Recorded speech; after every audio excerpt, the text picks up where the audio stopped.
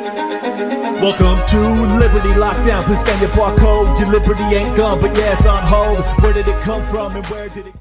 Welcome, everybody, to another live stream edition of Liberty Lockdown. You get 2 in a 24-hour time span. Goodness gracious. I'm the hardest working man in Liberty, folks. Clint Russell, your host. If you want to support my work, as always, go to libertylockdown.locals.com and make sure you hit the like button right now. And then leave a comment, and then find a wife in the comments, and then make all sorts of conspiracy theory comments in the comments, and then that's about it. And then share the show, and what else? Subscribe. Yeah, do that too. Today, I am absolutely thrilled to have this guest on. This band in particular was very formative for a young, rebellious Clint Russell. Particularly Keep 'Em Separated. My goodness, that is a banger. Without further ado, the man of the hour, Mr. Pete Parada. Thank you for joining us, Pete. Thanks for having me, Clint. Absolutely, dude.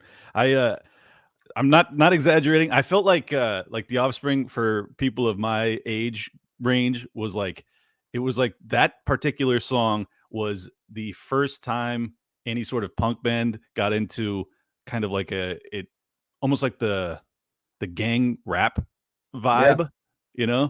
Like that's because I was a huge, I grew up in San Diego, California, and I was a big West Coast rap fan. And when Keep 'Em Separated came out, I was like, yeah, my people can do this too. Like, right. we can do it too.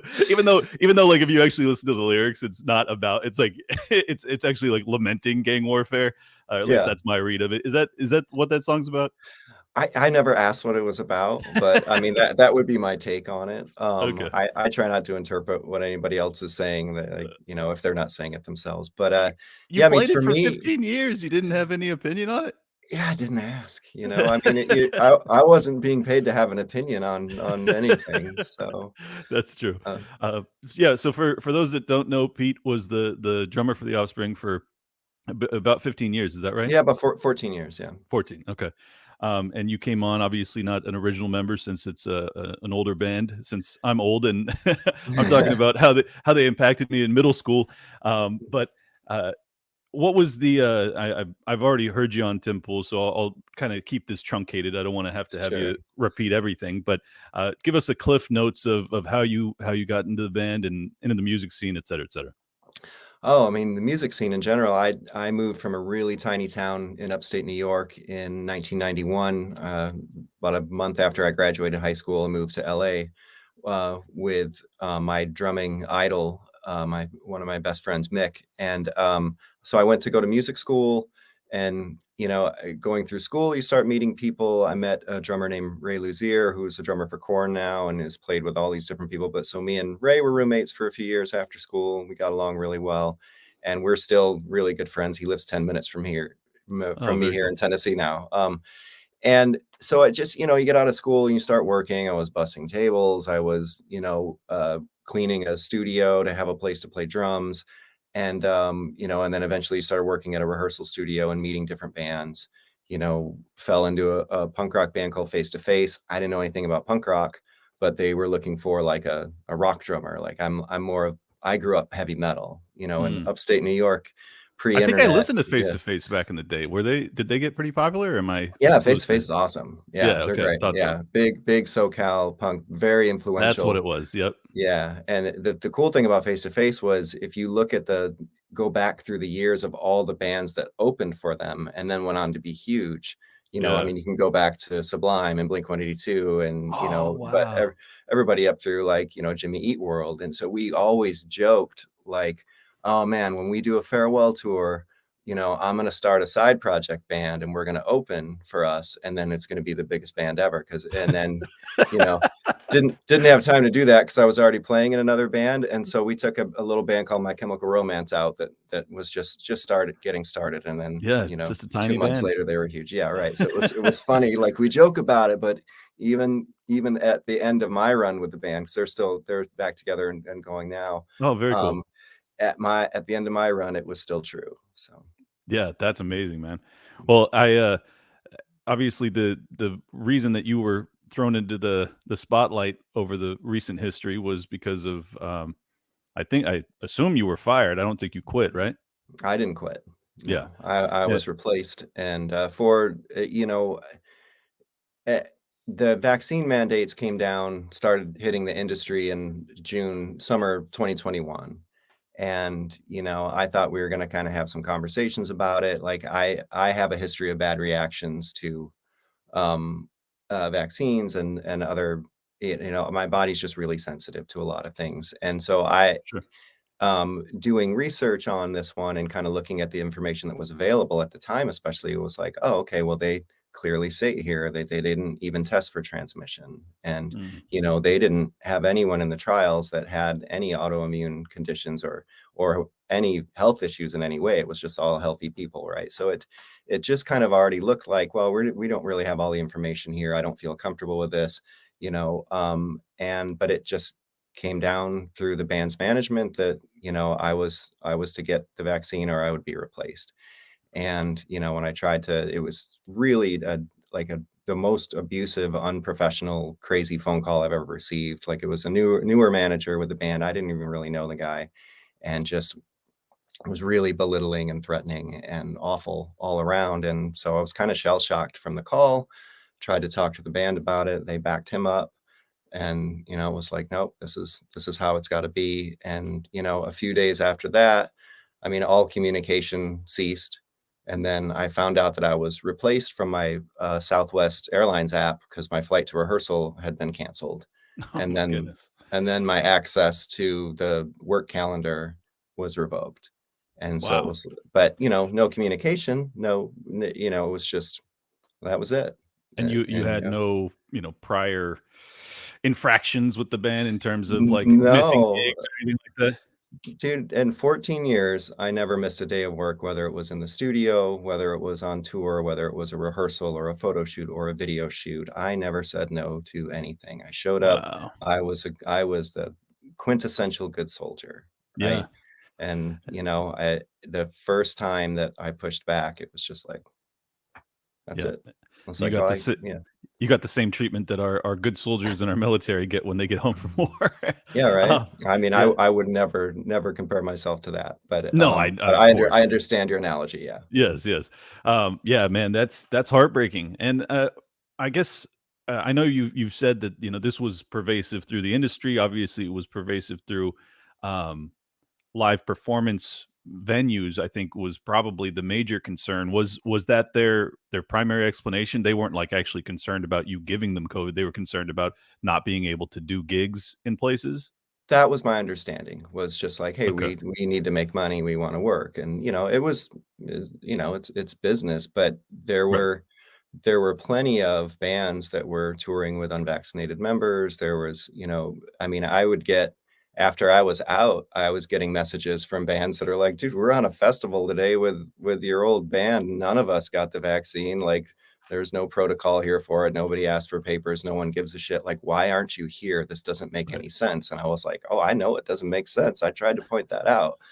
But it was starting to get very pervasive through the industry, but it was really arbitrary and confusing. Like, there wasn't any real rhyme or reason to it. It's just like, well, we would like everyone to have, the promoters would like the bands to have papers. So it was just everyone covering their ass at every level, all the Mm. way down, from the promoter to the tour manager to the band to the venue. Everybody just wanted to be able to be a good person and say, well, we're abundance of caution and everyone's health and whatever. And it didn't have anything to do with anybody's health. I mean, No. I have a lot of friends in the industry, so I hear plenty of stories of what's really going on. And there was a huge tour out at the time in that same fall, where I wasn't allowed to go. Huge other tour out, and when crew members would get sick, they weren't getting put up in hotels for 2 weeks to quarantine. They weren't. It wasn't. They were getting sent off the tour, but they were put right on an airplane and sent home. You know, Right. tested positive for COVID, abundance of caution. Here, we're going to just put you on a plane with a bunch of people and fly you home, because it's about protecting profits. It's about, everybody's like, hey, we haven't worked for a Yep. year and a half. We're going and making money, and we don't we're going to pretend that we give a shit about this, but we don't. Yeah. Oh, that doesn't surprise me, and I think a lot of people were like that, but there was also the true believers that were, totally brainwashed into thinking that this was a silver bullet that was gonna end the pandemic. It sounds as if that wasn't so much the case with your band members or management. Were there I mean, why was there not more, especially from the punk scene, it strikes me as utterly bizarre that there wasn't more unanimity in just saying like, look, yeah, maybe we'll have to not do 2 of the 20 dates that we have on the calendar, but like if we all come together, like if the industry had come together, because most of the shows you're doing, I would imagine, are with other acts of a similar, um, you know, Mm, ideological backdrop. I would hope that yeah. you guys could have just said, "Hey, let's stick together with one another, and we can still do all the shows." But it doesn't seem like that was ever even a consideration. No, no, I mean, and I'm not gonna pretend to be inside anybody's brain because, like I said, I haven't heard from anyone, it was very cut and dried and over, and that was it. But, plenty of artists stood up and said, "Hey, we're not gonna segregate our audience. We're not gonna force this on our band or our Right. crew." You got Eric Clapton, you got Kid Rock, you got John Rich. There's plenty of people that said, "We're not gonna participate in this system." And so it could be done. There just wasn't the will there to care. It was just like, "No, this is going to be frustrating for our plans, and so, no, later, we'll just get someone else." So, What um, you know is there a has the political ideology of the music scene shifted from when I was a kid? Because I just remember it being much more like rebellious, fuck the man type of mentality, and that doesn't seem to exist anymore. No, no, I mean, there's pockets of it for sure. There's people Okay. still speaking out, but I think over time, even through, the way that lyrics are written and songwriting in that genre, people started to get a little more bland of like, well, I'm gonna write this thing and it's gonna be middle of the road enough that anyone's ideology, they can project it on there what they want it to be, but that way I don't have to risk upsetting anybody, and I think when that kinda starts, then you end up where we're at, where Mm, artists in general, I think, are more rather than looking for something to say, they're terrified of what to say because mm, the cancel comes so quickly, like, it yeah. doesn't matter. It doesn't matter if you've built up this stockpile of good deeds that you did, when you won't follow the next new thing that's put in front of you, nothing else matters. Like you got to Right. keep up or you're out. And so it to me it is kind of a strange time in music to be like, well, who's really saying something Mm. and who is just like treading Cash and check. water trying to get out there and make money because nobody buys records anymore. Like your Right. whole income as a musician, as an artist, is touring. It's Mhm. tickets and t-shirts. I mean, it's been that way since Napster. Right.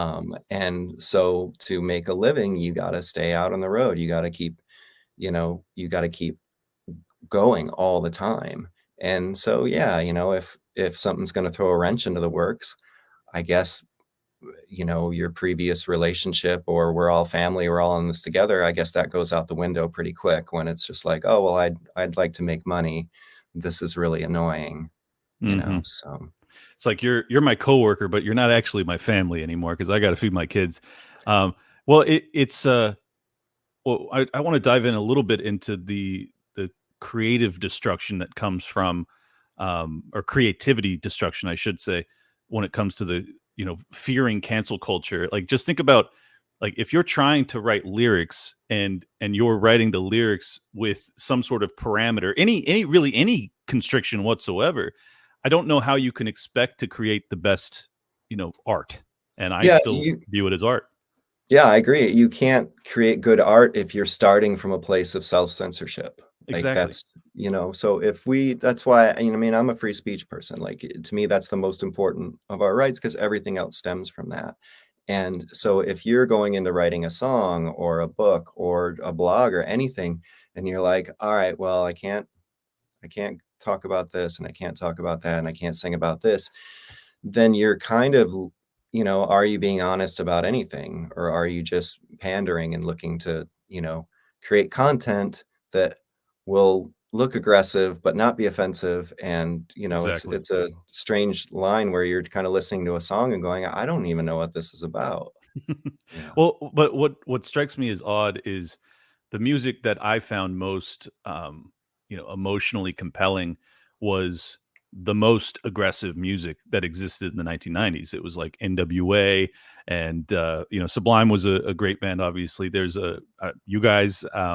There was a whole bunch of bands that just really were pushing the envelope. Rage Against the Machine, even though they have gone totally Pushing a batshit. different envelope now, but Yeah, yes, but very, very much a anti-government vibe to what they are putting out, and so much of what I listened to as a kid was that, and I think in many ways it was formative to my libertarian ideology, and or maybe I was a libertarian, and that's why that music appealed to me. I don't know. Either way, Right. but like that music sold, and if it sells, yeah, I mean, even if you're not making money off of album sales anymore, still to become popular, like if you want to tour, you have to be popular because people have to show Right. up to the concerts. So like it still seems as if there is, from the starting point, you should have free creativity, free reign of whatever you want to put out there. Let the audience decide if it's appealing, and then they'll show up and you make money on the back end. So it seems to me that it's not just about money. There is actually some sort of overlord mechanism that is saying like, we don't want this content. Am I mistaken in that? Yeah, I think also that, in the last decade or half decade, you've got the rise of the virtue signal too. Sure, So it's sure. like So maybe the now, audience doesn't want to hear it anymore. yeah, and there's such a microscope on everybody now. Like you say the wrong thing and like that's it. You don't get a second chance. I mean, the cancel comes fast. And I think what people don't always realize about, cancel culture is you as an individual don't have to accept it. Part of the reason that I made a statement in the first place about what was going on was I'm not going to slink away and just have people be like, oh, whatever happened to that guy? It's just like, no, if Yeah, if we all just kind of hide out and hope that it blows over and that maybe it won't cost us anything later, like it's costing us, our silence is costing us in general. oh, So massively. and when you do speak out and the mob comes, like you don't have to take your ball and go home and be sad about it. You can just say, no, this isn't right. And I still stand behind everything that I said then. I still feel the same way now. No is a complete sentence, and no one needed an excuse to not want to take this thing. Yeah, And the fact that people lost their livelihoods, and friendships and family and like lifelong relationships over this issue, it's crazy to me. it's it it's is crazy that I'd never heartbreaking. seen. Yeah, but I think we've been primed for it, through the 2016 election and through everything else. It's just like now we're so primed for outrage at all times, Mm. that it's like, I just started to see it on Facebook. That's why I'm not on there anymore, because it just turned into this. If you voted for Trump, unfollow me now. And, Right. or if you're going to vote for Biden, then I can't be friends with you. And it's just like, eh, we're I'm looking at this and going, well, you're taking real tangible people who know you and have cared about you and are a part of your life, and you're cutting them out of your life in service to this politician or this issue or someone who doesn't give a shit about you. Nope. Like, this is crazy. Like, Yeah, what? I don't understand the mentality of, I've known you my whole life and we disagree here, so now we're through. And it's just kind of like, I don't understand that. Like, I'm always looking for common ground with people. I think there's always a conversation to be had, and to just, if we start casting everyone out of our lives that doesn't believe everything exactly as we do, like it's a pretty boring world, and we're not going to learn anything then. Like well, I and still and a have very people. isolated world too. Yeah, exactly. Like I still have people very close to me in my life that don't feel any the same way as I do on these issues. And we're fine, because this issue doesn't have to define our relationship or our friendship or our family or whatever. It's just kind of like, cool, we disagree here. Anyway, how's it Right. going? Yeah. But so many people can't do that because we've been driven to division in this country now, that everything is take a side. And Mhm. here's, oh, you're on that side. Well, here's how you're allowed to feel about it. Yeah. And for me, it's just like, what a boring and bland place to be. True. I have to admit, I have in some ways fallen victim to that just simply because I feel as if like I've become very entrenched in my belief system because my belief system has been so uh, under under threat over the past Yeah, 3 years because it really has compelled me. I mean, I started the show in May of 2020. Like I'm all I'm about is pushing back against these last 3 years of insanity. And yeah, but that I totally agree with you that like it hasn't really impacted my personal relationships tremendously because when I'm around them, I still love them. Like yeah, even if they were the type of person that probably would have reported me to the feds if I didn't get the job, um, I still it's like you're my family. I know like I can still have sympathy for the psychological pressure that you've been under for the past 3 years. Like they may not be yeah, able to view me that way, which is sad. Um, but at least I yeah. can still maintain an open heart towards them. At least I try to. Exactly, and that's where I think we need to be is with compassion. Like, I lost. I mean, my family and I have lost our. I mean, overnight we lost our closest community. Right, just Hmm. gone, erased, like we never mattered. And even beyond that, we've lost close friends. I've lost like there's musician friends of mine that disown me, won't talk to me anymore. Like people got really worked up over this issue, and I still just feel like nope. Everybody was in an impossible position through this whole process. Like, and I have to have compassion for them because the fear that was pushed on all of us was so constant and so nonstop that I understand that people were operating from that fear. Right. And I try not to take it personally like, oh, well, you know, they they hate me now because of this, or they think this of me now. They can't operate outside of the bubble they created to deal with the fear that they've been inundated with. Hmm. And I think a lot of people are still stuck in that, even coming out the other end of this. It's still a lot of, well, I'm not seeing a lot of apologies to anybody out there. It's a lot of doubling down and, well, we did this was the information we had, or Yeah. the science has changed. And it's just like, I The don't Sam know if Harris I, defense. yeah, and I feel like saying, well, if I pointed something out to you 2 years ago that was true then, but you're willing to accept it now, the science hasn't changed. I presented that to you 2 years ago, and it Right. was right then, but, then I was crazy and Yes. conspiracy and, so, kicked out of the cool kids club. Yeah. Well, So to me, it's like, no, we're going to end up back in the same position again if people don't go, wow, that got out of hand. Uh, that was pretty but fucking crazy, wasn't it? yeah, but I resent so I think somebody tried a couple months ago to write this article that was like, we all said some things that we regret. Let's all just move on. And it's Exactly.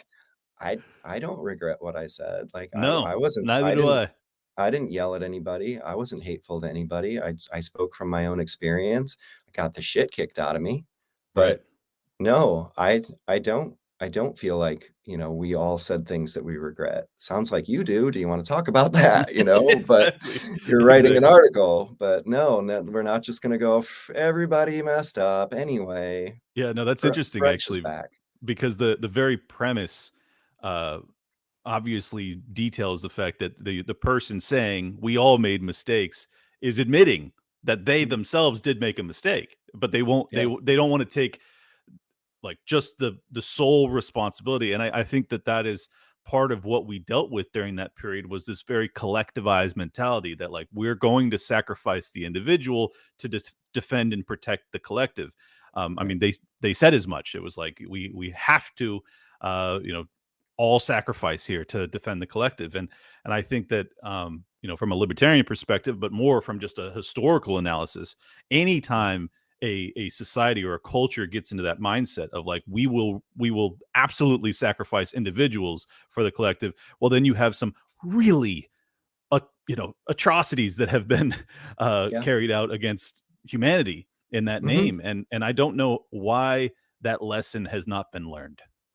Yeah, well, it was easy to pile on people because you were told you're in the good guy club. Like, hey, Of course. you're going to do your thing. And for me, the worst, not the worst. One of the things I really leaves a bad taste in my mouth was all the different angles that they came at, like, oh, you got to do this because of this. Oh, that didn't get you. Well, you got to do it because of this. Oh, how about a cheeseburger? How about a lap dance? And then to go, well, hey, everyone should get this because there's some people that it's medically contraindicated for, and since they can't get this, we all have to get it Right. too. And I'm sitting here with a medical exemption, going, hey, I'm one of those people, and it's like, no, fuck you too. You get it too. So, and that was Right. the point. It's like, don't take people who medically this is dangerous for and act all benevolent like we're doing this to protect them, and then go, no, not you, you don't count, you don't matter, like fuck Exactly. you too. Exactly. And that was frustrating. And so that was kind of what I was trying to point out at the time too, was like, look, my medical exemption doesn't matter, and neither does anybody else's. Like, people were still losing their jobs left and right. Didn't Right. matter. Only thing that mattered was compliance. Yep. And and every means of coercion ever was used to put pressure on people to get this thing. And Yep. And you it know wasn't just compliance to a single item. It was a escalatory compliance metric mhm, where yeah, are you willing to stay home? Okay, good. Now, mhm, are you willing to wear a mask everywhere you go? Okay, good. Now, are you willing to put this, untested substance in your body? Okay, good. And now it's like yeah, it's the ratchet effect. And yeah. by the time you're a year and a half deep into this, you look back and you're like, holy shit, what have we done to ourselves? Yeah, it's the carrot and the stick, but the stick keeps getting longer. Like, you never get closer Yes. to the carrot, like everything you Yes, say. yes, And it's yes, like, exactly. it's only going to be two of these shots. Oh wait, why is the carrot so far away? Yeah. Well, it's actually going to need Yeah. another one, but we You got to always get knew a we were going to need booster another every one. 6 months for the Yeah. rest of your life, buddy. Yeah. Oh, and did we Uh, say 3? We meant 4. And now we think yearly, maybe every 6 months. Like, and meanwhile the carrot's moving so far away you can't even see it anymore. But you're being right. told you can have all your stuff back. You can have all your Yeah, fun back yeah, if you right. do this. And it's just like, Just not your soul. You don't ever get that back. Sorry. right. Yep. Yeah. Well, what was was your band traveling globally, or was it just US touring at that point? Um At the point that I was replaced, they only had US shows on the book, so there wasn't any reason that for the next few months that I couldn't have been there. There was nowhere in the US that I wouldn't have been allowed to perform with my exemption. They were going to the UK, like, more like November, December, and Mhm. that might have been a problem, and maybe they had to get somebody to do that run, but, we didn't get there. It was just, you I know mean, it seems as if they certainly could have worked with you on this. So, do you have any opinion? I mean, why not work with you on it? I can't tell you what anybody else is thinking, and, I mean, do you have an opinion though? I know you don't know, no, but like, I think everybody wanted to get back to work. I think my stance here was inconvenient to the money machine rolling again, and that took precedent. It didn't matter that there was 14 years. It didn't matter that everyone was family. It was like, everyone loves you. Everyone's your family when you're doing what they want, you right? know? But as soon as you say no, you're like, "Oh, okay, this situation was different the entire time. Yeah. I was just really, easy and amiable and going along." But no, there wasn't any other issues. I didn't have any issues with my performance. I didn't have any issues with my attitude. I'm a pretty easygoing person. I'm fun to be around, I'm told. And the only reason I'm not still there is this issue, and that's it. That's the Hmm. beginning and the end of it. I mean, So, is this is maybe too personal of a question or information that you're not allowed to disclose, but it would seem that the Offspring has been a very successful band for many decades, and like I would imagine they've made a lot of money over their careers. Was that a fair assessment or no? yeah, Okay. yeah. Mhm. So why was the financial imperative so urgent that like they had to can you immediately and bring someone else in? I don't know. I don't know if it was just like, "How dare you say no?" Oh, I okay. don't So know. yeah, just I mean, I didn't get any feedback yeah. So you haven't had other any than saying, conversations with them since? "No." Wow, that's Yeah. crazy. And 15 years, dude, 14 years. I mean, that's that's like, basically going through all of schooling with somebody, those are Yeah. lifelong friends you would think at that point. Yeah. That Yeah, I mean, does it I hurt? didn't yeah, I mean, it hurts less now. I mean, this is why, Sure. I haven't done any interviews till now. It's like a year and a half later because I didn't want number one, I didn't want to come off and start talking about stuff when I was angry or when I was hurt. And number two, it was just like, well, I need to get, priority number one is figuring out how to feed my family. Like, I'm out of a gig. I need to find work. I need to, get back into my studio, start doing drum tracks for people. Like, I need to create and kind of just find my way back to the world. Like, get the way that this went down, and that it had to be so public, because I thought it was important to speak out about what was happening to people. Like, it was a career death, but it was an identity death, and you kind of Mm, needed to mourn that and kind of go through a rebirth. And it was such an unknown at the time. Like, it was really very difficult, intense, and dark for my family. Like, my wife was always keeping an eye on me. I've got 2 daughters, and like, there was a stretch there where nobody left me alone. There was always mm. somebody in the room with me, making, I was in a You were dark low. place. I Yeah. was low. But the thing that pulled me out of it was the amount of support that we got from people all around the world, just going, "Hey, I really appreciate that you said something. Like, I thought I was the only one. I thought I was the only person that felt this way," because that's how we're all made to feel. That's how I Yes. was made to feel. "What do you mean you're not going to get this? What do you mean you're going to throw a wrench into things? What do you mean you're ruining all our plans?" Like, Everyone's you're doing it, Pete. Come right. on. Yeah. Yeah. You're going to be the one guy that's going to be a problem here. Like, and everyone's doing it isn't a good excuse for me. I'm sorry. And, if you're Never going to has tell been. me, right, if you're going to tell me, we can't talk about this, or we can't have a discussion about it, then it's just like, well, why can't we talk about this? Like, what Right. is so dangerous? But that was the mandate from on high down, was, you don't question this. You can't ask questions because it's dangerous. That's going to fuel hesitancy. And it's just like, well, but we should be able to ask questions here. Like, this is some new stuff. This was rolled out really fast, and we're giving it to everyone at once. Right. You know, On I the have I planet. right. I have questions. And it's just like, nope, nope. Can't have that. Now you're a bad person for even questioning it. So I was like, all right. Man, it really is heartbreaking. But I will say I am one of those people that was very appreciative of someone in a higher profile position that was willing to not just speak out but sacrifice to stick to their principles. Far too few people were willing, and I know there was a lot, millions of Americans that Oh, I felt know. similarly to us that Yeah. went along with this just because they didn't want to be in your position. So Yeah. it took In courage, man. my Thanks. Well, in my industry, like, people will reach out to me privately still to this day, like, Of "Man, I wish course. I could say something. I appreciate what you did. I wish I could do that." And it's like, you You could can, have. well, but I get it though, because this isn't for everybody. Like, it's brutal. Like, Yeah. you are facing a firing squad of the whole world, of like, now you are, everyone's looking at you sideways, like, and you're almost stripped of your humanity because you won't get on board with just what everybody else is doing. So Mhm. I don't begrudge anybody that feels this way but doesn't want to say anything, because it does cost. There's a cost here. I mean, Of and course. for the people that speak out, like, Djokovic, the tennis player, like, speaking out, there's a cost there. He could have gone and got a card and, went about his business, won more trophies, but it was, there's a principle here. And Yep. when you take a stand on that, it does cost you something. But, Yeah. Well, on a the inverse, there's another cost though.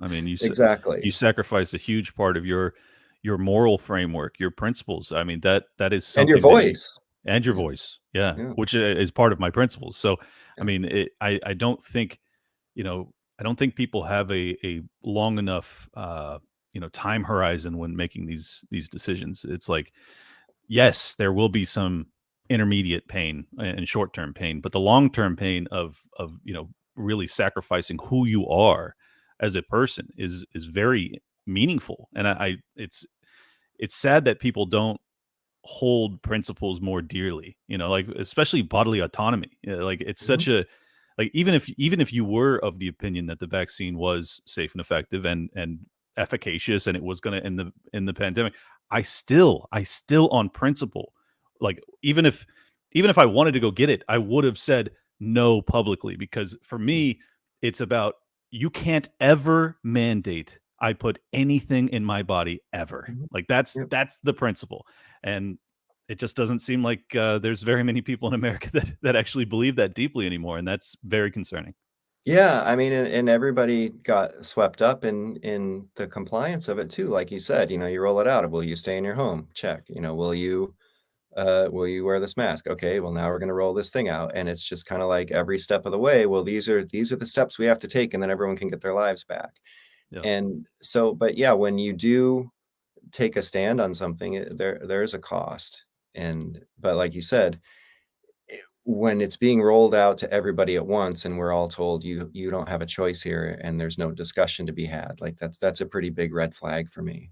absolutely. I mean, to me, it's the reddest of red flags. Like Yeah. it should, even if you're just a totally like go along to get along type of person, Mm, that still should have been like a blaring siren. There's something mm, off here. Like what we've never had unanimity of thought in anything, particularly in like modern American, politics or yeah. culture. To Certainly not see that. worldwide, right? Yeah, yeah, Yeah. certainly not worldwide, and you have the same exact protocols that are happening from, communist nations to the land of the free. It's like, hey, something's off, and Yeah. not enough people saw it, but as I said, I'm very, very appreciative of anybody in a higher profile position that was willing to do it, particularly people that had to sacrifice financially. Because for me, I was already financially free. I did sacrifice tremendously financially because I closed down a mortgage company to become a podcaster. Trust me, there ain't much money making Right. that shift.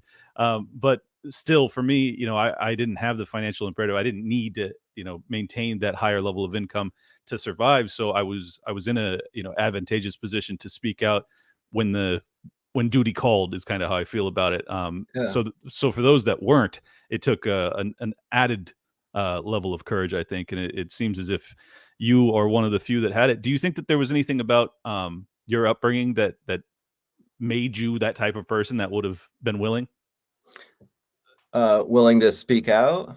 Yeah, well, I mean, just willing to Yeah. sacrifice to basically stand up for your principles. Yeah, I mean, I don't know if it'd be about my upbringing. I mean, I've always, been a pretty easygoing person, compliant, what have you. But for me, once it got to this issue, it was bigger than me. I've got two daughters, and it's like, well, what am I teaching them here? Mm, If if I go and take this because I don't want to lose an opportunity, I'm showing them that there are opportunities that are worth giving up your bodily sovereignty or your principles, or doing something that is dangerous to your health, which I knew that it was. right. um, for me personally, it was just kind of like, yeah, well, that's an easy call to make. Hmm. I'm not gonna, I can't take this, and I'm not gonna be in a position where I'm lying about it because then they have to lie for me. And it was Mm, like, so for me, a lot of it was, between myself, my wife, and my daughters, of like, we're a family, we're a gang, we do everything together. right. And it was like, all right, no, we need to say something here, because this is, I'm fighting for everybody's individual rights, even the people who dislike me or hate me or, can't stand me, Exactly. fighting for your rights too. Like, because the more of these we give up, we don't get them back, Right. and I want my kids to have choices when they're older. And if I don't fight for these rights, they won't even be there for them. So, for Bingo. me and our whole family, it was like, hey, this is going to hurt. This is going to cost us. This is going to be a new world for us, finding a new way forward. We're going to lose a lot of people. We're going to, be in a different financial space.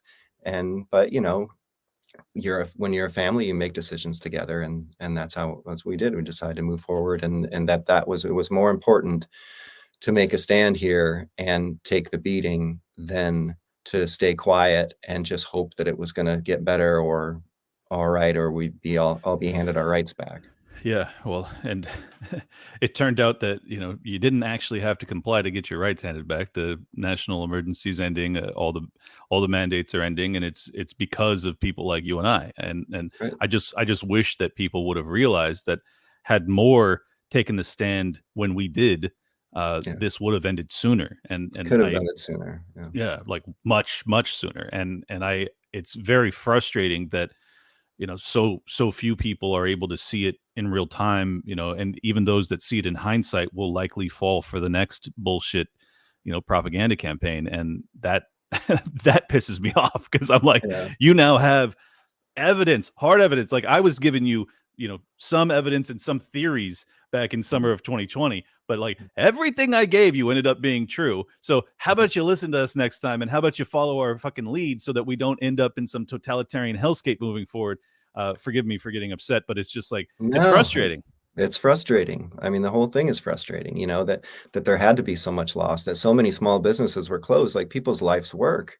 You know, you close a business down for a week, and like that's, I mean, the margins are already so small for a small Yep. business, like you're done. But magically, the virus wasn't deadly at Costco or Walmart, or Right. or it was okay for Amazon to be on the roads and people running around delivering your food and You everything to have you you. have to be sitting down at the restaurant, then you're safe. Then you're safe, right? It's only above your head. Yeah, so but it's like how the suffering that happened early on was just crazy. Like so many people lost everything because you can't just close your business. Like no one was allowed to be, you know, I'm going to keep my business open, and if nobody comes in, so be it. Like I don't know why these weren't options. I know everybody was scared. I know we were fearful, like, well, if people are out, then we're spreading and we can't stop the spread and we can't flatten the curve. And Yeah. but Well, we from flattened a lot of curves, but it just happened to be life expectancy and and the national death deficit. yeah, Well, uh, actually, no, we curved that up, so I take yeah, that back. that went up. Well, real quick, before I got a couple extra videos I want to show you, but I Sure. wanted to ask, have you landed on your feet? What are you doing now? Yes, thank you for asking. It's been a journey. It's been a roller coaster of a year and a half, but you know the like I said, the thing that came out of it right away was the amount of support that me and my family got from, people all around the world, other musicians, and so people started hiring me. Hey, you got your own studio, right? I need drums on a song. Great, send it to me. So I do a lot of remote drum recording here, and producing for people, and I produced a Awesome, sound pack of drum loops and things in a pop punk style that's on splice.com. very And cool. so all of these things, we've kind of found a new system here where I'm working from home, but then even people like Tim Pool reaching out and just being like, hey, like he championed my story really early on. Yep, And when I wrote to him to thank him, he's just like, hey, come hang out. Like, Tim, like, come hang out. Let's yep, just talk about, shoot the shit. And then yeah, we get talking about music, and he picks up a guitar and starts playing me these songs. And I was like, hey, these are really good songs. He's like, oh yeah, you think, well, should we make a record? And so we've just been working on a record here, back and forth, him and his music supervisor Carter there at Timcast. We just been kind of cranking songs out for the last year, I and we've love it, man. released 3 of them now. And so working with people like that. And then about a year, right about this time last year, I got a phone call from Dickie Barrett from the Mighty Mighty Boss Tones. Hmm. And he had gone through a similar situation as me. He was the announcer on Jimmy Kimmel's show from the beginning, Oh and man, lost his gig for not getting the vaccine as well. And I had seen his story, and he had seen mine, and he got my number from a mutual friend and was just like, hey, I feel like we should work together. And he's like, do you know Greg Camp from Smash Mouth? And I'm like, well, I know of him, of course. And he's like, well, he lives in Nashville. He said, I think it would be interesting if the 3 of us start writing. So we brought in 2 more guys, Joey LaRocca from the Briggs from LA, and Johnny Rio from the Street Dogs on bass. And so we have a new band called the Defiant. And hell I yeah, dude. got the hat right here. And I love it. so we've been writing. Appropriately named too. Right. Yeah. So we've been writing and recording an album for the last year. And so it's headed to mastering right now. We're hoping to get the first single out in June so people can start hearing what it's about. But it's kind of reinvigorated my love for music again, working Hell yeah. with new people. Like, it didn't feel like I'd been terribly creative the last decade before that. Like when you're a hired person in a band, you're hired to, play your script and keep your mouth Sure. shut, and, not have any opinions, but you're also not really contributing anything creatively because it's just not wanted, right? Hmm. So for me, it's been a bit of a spiritual musical rebirth to like remember why I loved playing drums in the first place and get back to that, and remember why I loved music in the first place. I've started doing more songwriting on my own, which has been really cathartic for me to kind of get some feelings out, not necessarily about what happened to me, but just about my life in general. It's Hmm. been really, really great to be on that side of things and being like, oh, I can do this too. And, doing producing. And so, yeah, I've landed on my feet, Are we in the same space financially? God, no. But Right. we're hustling and we're making it work. And I'm proud of what I'm doing, and I'm happy with what I'm doing. And to me, that's where I want to be. Yeah, and in many ways that's priceless. I think that far too many people take the bag as opposed to taking the harder path that's more fulfilling. And I know I've got a lot of people in my audience that DM me because of the transition that I've made from entrepreneur mortgage guy to podcaster touring the country talking libertarian shit. It's like I sacrificed a lot financially, but I have never been more gratified as a human being. Yeah, And I think people there's need to hear that message. for sure, there's things that you find, it's scary, but you find out that there's things that are more important than money. And you're Exactly. like, oh, well, I used to make more money, but I'm sure a lot happier now. So, Yeah. how Oh, about and that? oftentimes that path actually does lead to more money at the end of the day. Like the Yeah. interim period can be very, very challenging, but I think that, sometimes the more challenging path is the one you're supposed to be on. So I hope that people, hear our stories and imbue some of that and pursue it in their own lives. You don't need to be doing some soul sucking 9 to 5 for the rest of your fucking existence. Like actually Joe Rogan, who I listened to forever, he really, you know, hammers that point on his show for over a decade now, and he's just so right. I mean, and Yeah. and I feel like most people know that he's right, but they just don't. They still don't want to take that swing. They don't want to take Yeah. that risk, and I Yeah. just wish It's more people scary. would.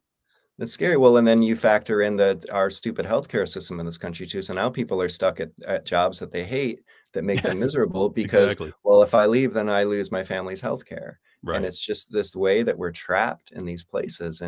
But you made the jump. It was scary. I made the Yes. jump. It was scary. But it's still a tough climb. Like, it's not like you just go, you know what, I'd rather do something else and be financially stable. Like, Right. it's a lot of work, but It it's is. work that I feel good about. So, that kind of makes all the difference. I totally agree, man. Well, speaking of spiritual revivals, I got to show you this video because this kid is just unbelievable. This is one of the Tennessee state reps that was, I guess, kicked out of their state house and then brought back in. Blah blah blah. They're trying to advocate to get get AR-15s or assault rifles banned. But this, it's so performative, and I just thought as a musician you might get a kick out of this. Check it out. To the well. I believe in a division. People who've been ostracized coming to the well. See, I see white folk and black folk. I see queer folk and straight folk. I see rich folk and poor folk coming from the block to the well of demanding justice right now. Not tomorrow, but right now. Justice right now. It is this movement that's going to change this country. It's this movement in this moment in time that's going to change the country. And I'm so glad. Oh, I'm so glad. Yes, I'm glad. Oh, I'm glad. Yes, I'm glad. He has caught the spirit of the Holy Ghost. Yeah. I mean, look. First off, I think that I can make a lot of jokes about it, but what I see in it, I mean, other than the fact that it's extraordinarily performative, and if you saw his campaign video from 5 years ago, I did. Yeah. he's this totally like docile, he's none of what you're Right. seeing there. Like he's not that person. Right. So it's just an act that he's putting on. But what it strikes me of is two things. One, how the people on the left, for whatever reason, don't care about authenticity at all, and it's like that this isn't who this person is, but yet it's still he's good at it. Like I'll give him credit for that. He's very good at putting on that show.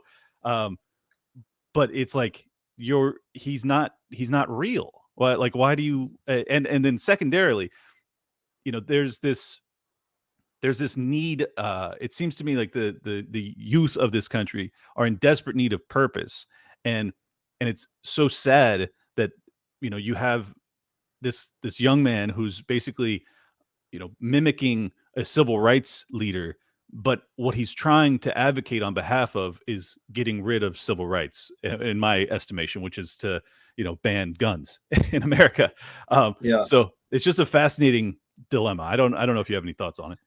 I mean, I did see the old video compared to the new video, and I mean, it's a reinvention, Oh, right? to put it mildly, yeah. I mean, great artists reinvent to keep from getting stale, right?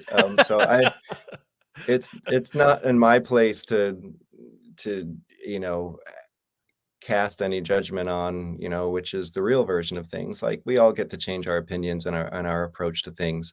I haven't followed the story closely enough to have much more of an opinion than that. But I mean, that's, to me, that's just illustrating politics. I don't think it's down to anything to do with that one politician, but everybody's reinventing versions of themselves. That's And that's fair. Yeah. I'm evolving on this because it's safe for me to believe it now. I mean, how Right. many times have we seen that over the years? So I I kind of think that everyone in any form of office is full of shit right now. And so Fair point. Yeah. that's not any more alarming or outrageous to me than anyone who's, showing up being very reserved. Like, you're playing a role, you're a politician, you've decided on this character, that's what you're going with this season. And Yep. we'll see how the focus groups react. Yeah, well, we'll see what your character looks like in next season Right. premiere. To me, it is really emblematic though of a lost youth, and obviously he has found purpose and he has found fame, and maybe he'll find fortune by taking this path, and good for him. I don't really care, but it just breaks my heart that he takes on the intonation of someone like Malcolm X, who Malcolm X would have absolutely hated this dude. Like, Malcolm X Yeah. was all about arming minorities, and this guy is Yeah. trying to de-arm or disarm rather minorities. And I just wish that the lessons of the civil rights movement hadn't been so bastardized. And I don't know. It's to Yeah, me I that's mean, the bigger picture, but you can I read it think in it's many different ways. for sure, and it's the internet and the social media age that we're in, where everything's a performance. We're all True. putting our best face on. Like, no one's putting their shittiest picture on Instagram.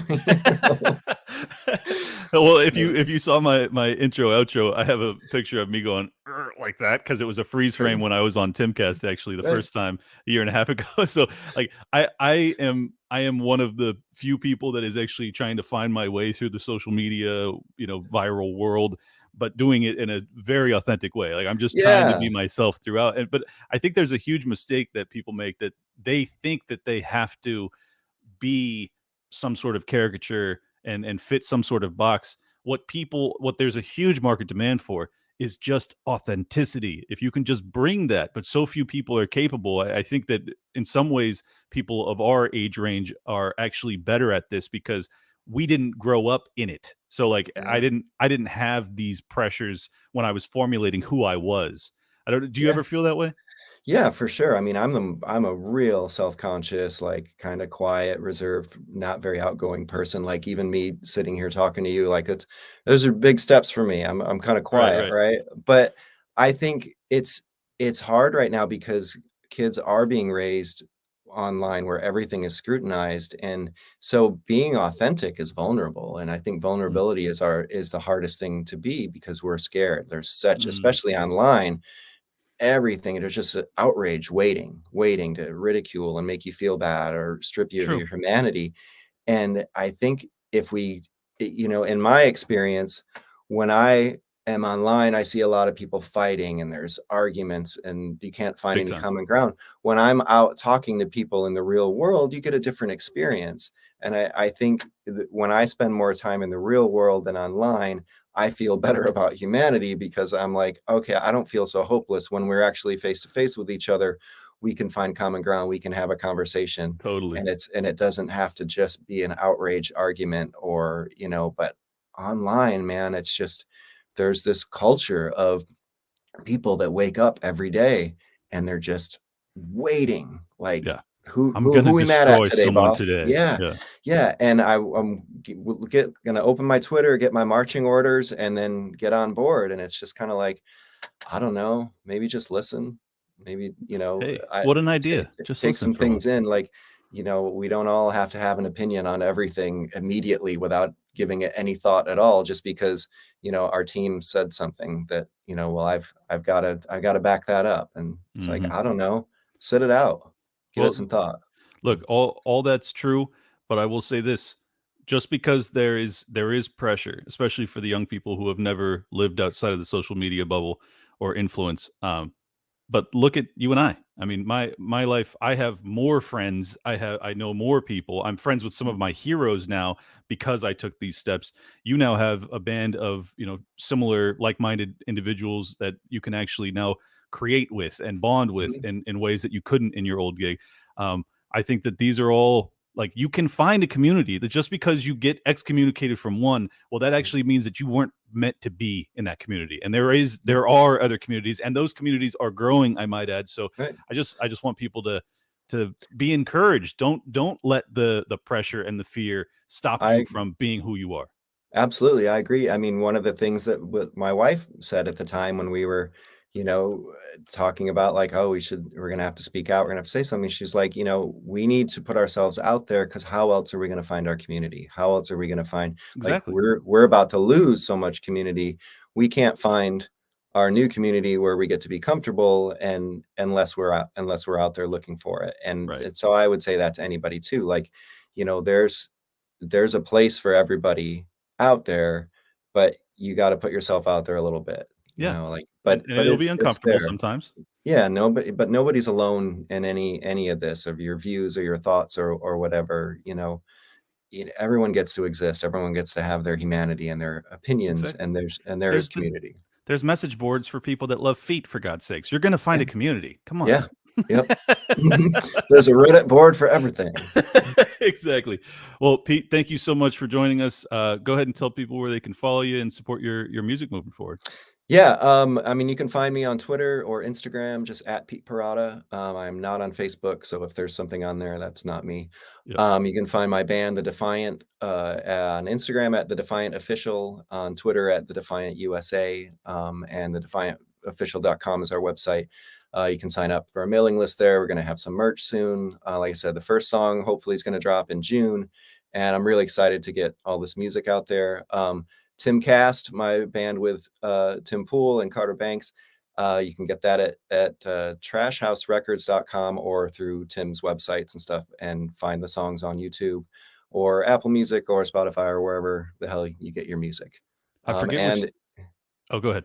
oh, to say, if you're a music producer or you're into making music digitally, you can go to splice.com and check out my loop pack of all kinds of pop punk beats and fills and samples from my own instrument library here. You've everything you need to start making your own music. Love it, man. And I forget the name of the most recent single from Tim's band that was released, but it is. I actually enjoyed it a lot. I was like, this is a fucking banger. So Yeah, Bright Eyes. Yeah. Oh, Bright Eyes, that's what it was. Yeah. I hope that you guys have a tremendous amount of success, and I hope that your story inspires millions more to follow in the harder but more fulfilling path. And I just hope that it's a tremendous success for you, because your success will add to the courage that people have that will follow in your footsteps. So thank you so much for the time, Pete. Thanks so much for having me, Clint. Appreciate it. If anybody wants to support my work, libertylockdown.locals.com. I will be in Tampa this Saturday, and then Nashville, Debating Destiny the following Saturday, and then I'll be in Austin for the Take Human Action Tour the following weekend. Thank you, guys. We're out. Welcome to Liberty Lockdown. Please scan your barcode. Your liberty ain't gone, but yeah, it's on hold.